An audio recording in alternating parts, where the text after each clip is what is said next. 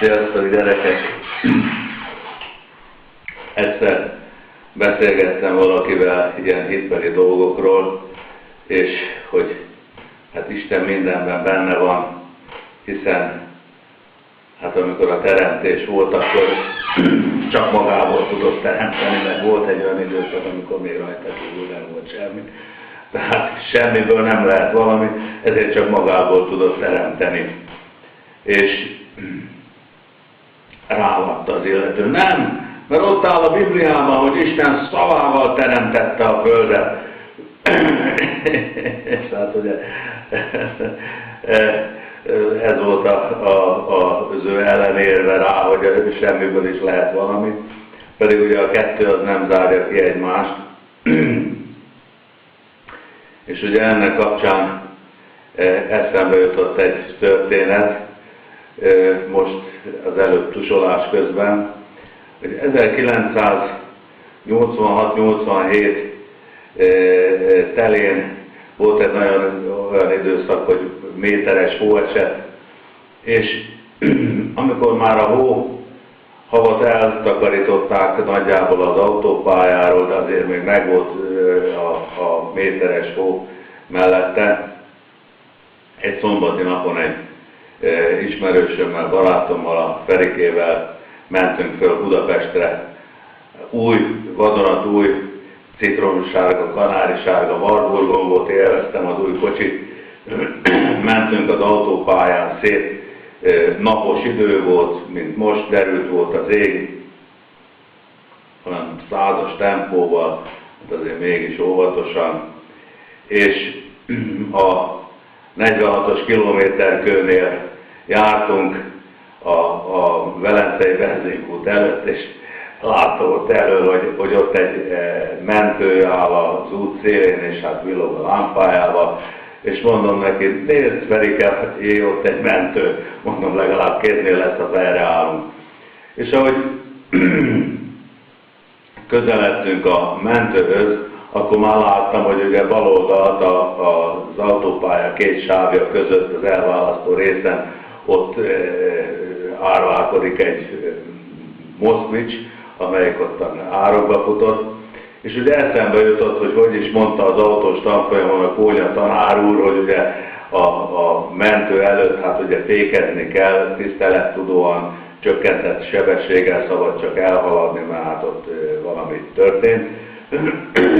És ahogy ráléptem a fékre, addig nem volt semmi baj, még egyenesen mentem, ugye, ahogy ráléptem a fékre, akkor a pillanatban elkezdett kacsázni az autó, tükörjégre kerültem, hát az előző autós is azért állt fejre, azért volt ott kinn a mentő. Na akkor eszembe jutott, hogy hát akkor ugye egy erőteljes gázodással egyenesbe fordulok az autót, és akkor majd vissza egy előtt egyenes idő. És hát akkor próbáltam gázni, de hát akkor már az autó úgy járt jobbra-balra, hogy én is belefutottam a méteres hóba ott az autópálya két oldala közötti sávba. 3 szaltót csináltam, sose felejtem el azt a pillanatot, amikor éppen fejjel lefelé vagyunk, és a Ferike olyan kérdő tekintettel néz rám, hogy de miért? És aztán ugye 90 méteres repülés után 3 szaltóta, és lábra esett az autó, olyan hatalmas nagy csend volt, sose felejtem el. És aztán hát ugye pár perc múlva én is ott voltam a mentőbe, és ott tapogattak, még vérnyomást mértek, meg mit tudom, hogy nézegettek valamit. Aztán hát ott ugye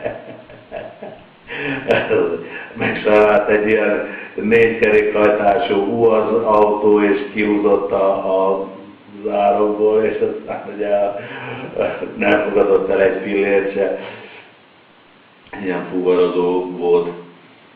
És aztán hát ugye a leálló sávban ilyen fél volt, hazamászoltam 5 kilométeresen az autóval, és hát aztán ugye,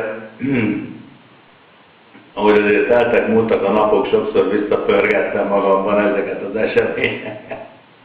És ugye többször eszembe jutott, hogy kimondtam, hogy ott a mentő, és kéznél lett a fejreállunk, és egy percen belül fejreálltam az autóval, és hát akkor még az Isten itt még távol állt tőlem, de én akkor megmondtam, hogy én ilyen soha többé nem fogok kimondani, és valahol akkor kezdett nyiladozni az értelmem és derengeni a tudatom, és már kezdtem rájönni, hogy a kimondott szó és a gondolat az teremtő erő, gyerekek. Nagyon meg kell gondolni, és nagyon fontos, hogy miben hiszünk.